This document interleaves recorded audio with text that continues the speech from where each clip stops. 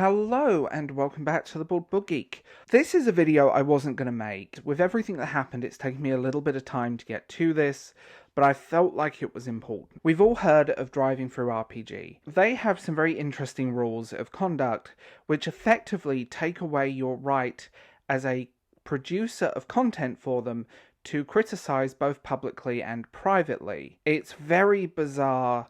The rules are very unclear, and you can read their terms of service online. There's a lot of stuff there that I find kind of icky. Now, most recently, they banned the Red Room, and he created, let me bring it up, he created a parody RPG, published on there, I should say, Man, a manly RPG for manly men, and it is purely satire, but this is the thing, it was targeted. I'm 100% sure it was targeted, just going by a Twitter thread that they were never engaged in being mentioned, and there's like a whole list of other stuff that seems to have been used, and like I'll put a link to the blog post in the description.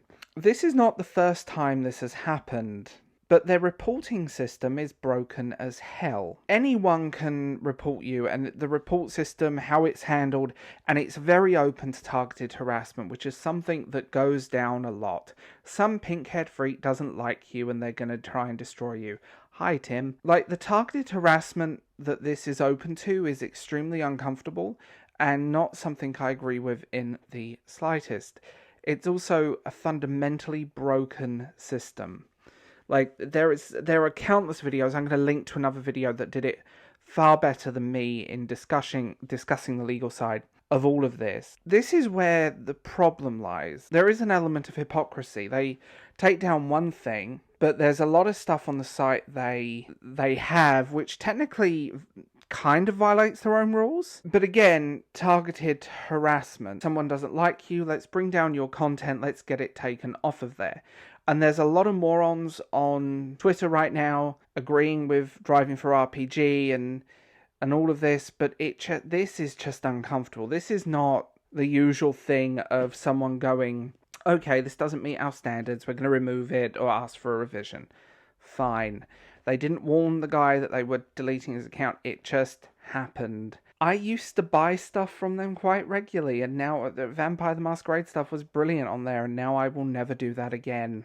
I think this just screams of bad actors and a lot of bad faith discussions and targeted harassment, which is just horrible. Driving Through kind of is the Barnes & Noble of like the independent tabletop creators anyway, and there have been ongoing problems, but what you sign up to and what you agree with their site when you join, and I hate this word with passion, is problematic on many, many levels, and effectively you have no retort, no course of action. It controls how you market, and it's such loosely worded language that it doesn't actually tell you.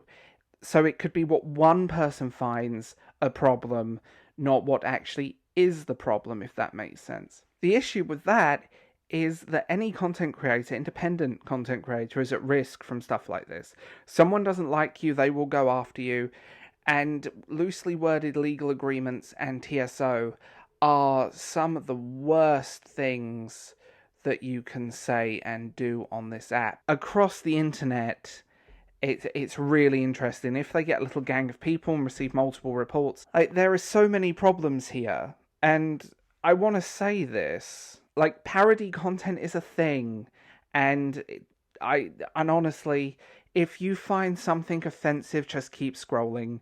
But we know this wasn't a I'm offended thing, this was a targeted thing, I'm sure of it at this point. Just going by how all the things fell and what's happened to a few other people I know. This is not the first time that DrivethruRPG has done this. There's a whole list of issues with that site and stuff that's gone down over the years that, especially in recent years, where it's just not good and it's not a good look. And there are better ways of selling your DIY content, your homebrew.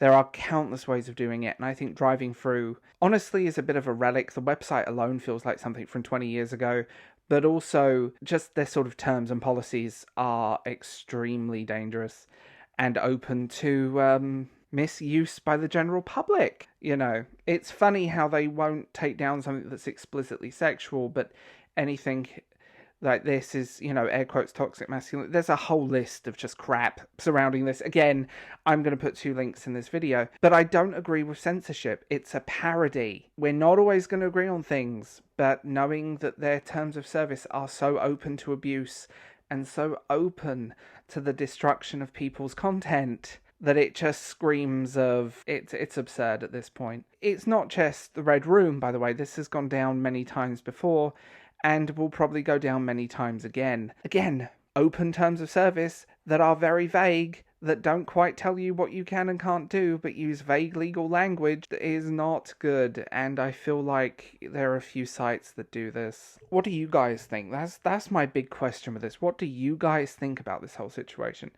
Because I'm looking at it like, this is not the first time. It won't be the last time. If you're signing up to sell content on any site, they need to be far more transparent. But also, like, transparency, but also that kind of push of an openly, easily abusable report system is a major problem with the internet, and probably always will be. So, yeah, I'm curious what your guys' takes on this.